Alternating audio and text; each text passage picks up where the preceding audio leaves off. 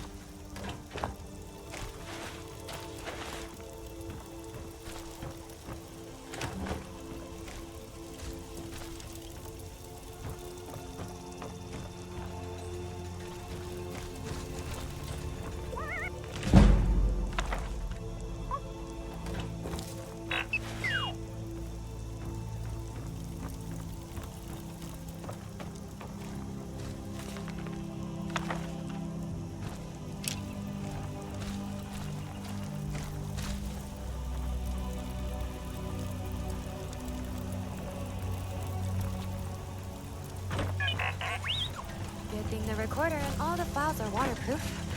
Unfortunately, I can't say the same for myself.